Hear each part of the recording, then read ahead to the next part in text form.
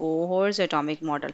तो आज हम लोग डिटेल में पढ़ेंगे बोहर्स एटॉमिक मॉडल के बारे में कि बोहर ने कौन सा एटॉमिक मॉडल हमारे पास प्रेजेंट किया। सो फर्स्ट है हमारे पास introduction. You can see here he is the Bohr's atomic Bohr's Neil Bohr. Introduction. In 1913, Neil Bohr he presented a new model about the structure of an atom. अब नील Bohr ने atom के structure को क्यों explain किया? Rutherford तो पहले ही इसके structure को एक्सप्लेन कर चुके थे, लेकिन रदरफोर्ड के डिफेक्ट्स को ओवरकम करने के लिए, to overcome the Rutherford's defects, इन डिफेक्ट्स को ओवरकम करने के लिए हमारे पास जो मॉडल प्रेजेंट किया, it was presented by Niels Bohr, और इस मॉडल को हम लोग नेम देते हैं Bohr's atomic model, atomic theory. ठीक है, तो बोहर्स ने हमारे पास जितने भी ड्रॉबैक्स थे या फिर डिफेक्ट्स थे रदरफोर्ड के, उसको एक्सप्लेन करने की या उसको ओवरकम करने की कोशिश की। So let's have a look कि उन्होंने किस बेस पे इसको एक्सप्लेन किया। तो सबसे पहले बोहर ने जो एक मॉडल लिया हमारे पास, it was of hydrogen atom. उन्होंने कहा कि हम हाइड्रोजन एटम को देखते हुए इन सारी चीज़ों को एक्सप्लेन करेंगे। So let's start the atomic model. तो कुछ पॉस्टुलेट्स थे हमारे पास atomic model of the Neil Bohr. तो उन्होंने फर्स्ट पॉस्टुलेट में हमारे पास क्या एक्सप्लेन किया? उन्होंने कहा कि electrons are revolving around the nucleus. ये जो सेंट्रल पार्ट है हमारे पास, it is of the nucleus. ये सेंट्रल पार्ट है, positively charge, it is nucleus, और इसके अराउंड हमारे पास रिवॉल्व कर रहे हैं, दीज आर दी इलेक्ट्रॉन्स। तो फर्स्ट पॉस्टुलेट उसने कहा कि electrons are revolving around the nucleus in circular orbits. किस में मूव कर रहे हैं? वो सर्कुलर ऑर्बिट्स में मूव कर रहे हैं, और उन्होंने इन सर्कुलर ऑर्बिट्स को नेम दिया एज शेल। शेल, और साथ में उन्होंने एक और नेम ऐड किया, it is known as energy level. ठीक है, तो ये फर्स्ट हमारे पास पॉस्टुलेट था जो बोहर ने एक्सप्लेन किया। उसके बाद जो सेकंड उन्होंने एक्सप्लेन किया हमारे पास, the second postulate was that electrons are as revolving around the nucleus, every shell has fixed energy। हर एक शेल की हमारे पास एनर्जी क्या है? फिक्स्ड है। Fixed energy of every shell. जितने भी शेल्स हैं हमारे पास, उनकी एनर्जी क्या है? फिक्स है। So the energy of an electron in an orbit is proportional to the distance. For example, अगर हम लोग देखते हैं यहाँ पे न्यूक्लियस, और ये है हमारे पास इसके shells, shell number 1, shell number 2 and shell number 3। ठीक है, तो इसको हम लोग डिनोट करते हैं n से। n is equal to 1, for this we have n is equal to 2, and for this we have n is equal to 3।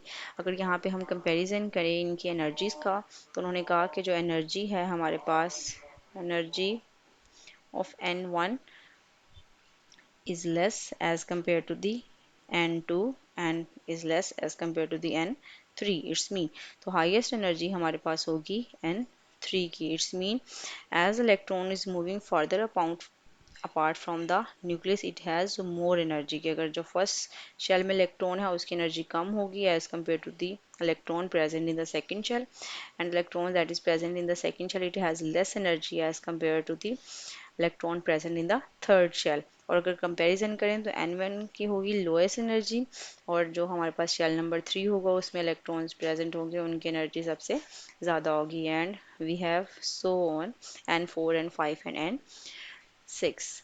ठीक है, उसके बाद जो थर्ड पॉस्टुलेट उन्होंने एक्सप्लेन किया वो हमारे पास क्या था? कि इलेक्ट्रॉन्स जो हैं वो हमारे पास एनर्जी को कॉन्टिन्यूस एमिट नहीं करते। Electrons do not emit energy continuously, rather they emit energy। electrons energy emit ज़रूर करते हैं, लेकिन वो कब करते हैं? when they jump from one orbit to another orbit. जब एक ऑर्बिट से दूसरे ऑर्बिट में वो जंप करते हैं तब इलेक्ट्रॉन्स जो हैं वो एनर्जी को इमिट भी करते हैं और एनर्जी को लूज भी करते हैं। इसको अब हम किस तरह से एक्सप्लेन कर सकते हैं? For example, if we have an atom structure positive, shell number 1, shell number 2 and shell number 3, one electron present in the first shell and this electron wants to move to the higher orbit. अब इस electron को ज़रूरत है कि वो lower orbit से higher orbit की तरफ मूव कर रहा है। जब वो हायर ऑर्बिट की तरफ मूव करेगा then it will gain energy और we can say that it will absorb energy. ठीक है, वो क्या करेगा? एब्जॉर्ब करेगा एनर्जी को, because this orbit is having high energy as compare to the lower one. उसके बाद अगर हम लोग देखते हैं कि एक और इलेक्ट्रॉन है इन द हायर ऑर्बिट और in the third orbit it wants to move to the lower one. यहाँ पे इसकी एनर्जी हमारे पास क्या है? हाई। ठीक है, लेकिन इस ऑर्बिट की एनर्जी हमारे पास क्या है? लो। तो वो मूव कर रहा है फ्रॉम हाई टू लो। इस केस में वो क्या करेगा? एनर्जी को इमिट करेगा। ठीक है, तो ये हमारे पास था मेन पोस्टुलेट और यहाँ से हम लोग एक्सप्लेन करते हैं कि Y hydrogen atom produces a line spectrum. ठीक है, और फर्स्ट जो हमारे पास डिफेक्ट था रदरफोर्ड का, उन्होंने कहा था कि इलेक्ट्रॉन्स जो हैं वो या फिर एटम जो है हमारे पास वो एनर्जी कॉन्टीन्यूसली इमिट करता है। अगर कॉन्टीन्यूसली इमिट करता है तो एटम का स्ट्रक्चर जो है वो एग्जिस्ट नहीं कर सकता। लेकिन एटम्स जो हैं वो कॉन्टीन्यूसली एनर्जी को इमिट नहीं करते, बल्कि वो कब इमिट करते हैं? When they jump from one orbit to another orbit. जब वो एक ऑर्बिट से दूसरे ऑर्बिट में मूव करते हैं तब भी इलेक्ट्रॉन जो है वो एनर्जी या तो इमिट करते हैं या फिर वो एनर्जी को एब्जॉर्ब करते हैं। ठीक है, उसके बाद अगर हम लोग देखें कि एक स्पेसिफिक ऑर्बिट जो है उसकी एनर्जी हमेशा क्या होती है? हमारे पास फिक्स्ड एनर्जी होती है। ठीक है, उसके बाद नेक्स्ट हमारे पास जो पोस्टुलेट है, when an electron jump from higher orbit to lower orbit और from lower to higher orbit emit और lose the energy। Next energy difference.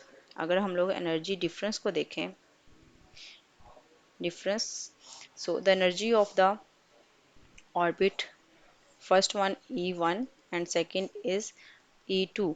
तो अगर हम डेल्टा E यहाँ पे देखें तो डेल्टा E हमारे पास क्या होगा? E2 minus E1। The energy of the higher orbit and the energy of the lower orbit, तो इसको सब्ट्रैक्ट करेंगे तो दोनों की एनर्जी की डिफरेंस को हम लोग इजीली फाइंड आउट कर सकते हैं। ठीक है, यहाँ पे इस डायग्राम में भी हम लोग देख सकते हैं कि एनर्जी डिफरेंस किस तरह से है। फर्स्ट शेल हमारे पास जो है इट इज़ N1, सेकेंड है हमारे पास N2 एंड थर्ड वन है हमारे पास N3 और इनका जो एनर्जी डिफरेंस है हमारे पास वो है H mu.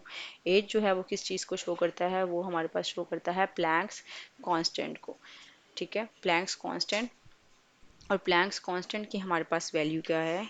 H is equal to Planck's constant, और प्लैंक्स कांस्टेंट की हमारे पास वैल्यू है ऑलमोस्ट 6.626 इंटू 10⁻⁻34 जाउल्स सेकेंड। ठीक है, हेयर H। इसके अलावा एक और इक्वेशन जो है वो यहाँ पे प्रेजेंट की गई अबाउट दी एंगुलर मोमेंटम। तो वो हमारे पास क्या थी? mvr is equal to NH/2 pi. Energy difference को हम पहले ही बता चुके हैं कि डेल्टा E है, delta E is E2 minus E1, energy of higher orbit and the energy of lower orbit. तो इसको अगर हम लोग सब्ट्रैक्ट करेंगे then we will be able to find the energy difference. तो एनर्जी डिफरेंस को हम लोग इजीली फाइंड कर सकते हैं। ठीक है, उसके बाद हमारे पास यहाँ पे है कि electron can reside in any one of the orbit. किसी भी एक ऑर्बिट में इलेक्ट्रॉन रिजाइड करेगा, not in between these two orbits. कभी भी वो इन ऑर्बिट्स के दरमियान में रिजाइड नहीं कर सकता, बल्कि वो हमेशा एक स्पेसिफिक ऑर्बिट में रह सकता है। ठीक है, उसके बाद हमारे पास अगर हम एंगुलर मोमेंटम को देखें दैट इज mvr, वो हमारे पास इलेक्ट्रॉन का है इंटेग्रल मल्टीपल ऑफ NH/2 पाई।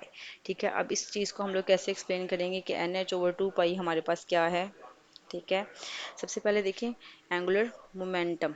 ठीक है, एंगुलर हम लोग ने यहाँ पे वर्ड क्यों लिया? बिकॉज द शेल्स और the energy levels are circular orbits. वो क्या है हमारे पास? सर्कुलर ऑर्बिट्स हैं, और वो हमारे पास है mvr is equal to nh over 2 pi. m को देखें, this is the mass of an electron. अगर v को देखें, this is the velocity by which it is going to move.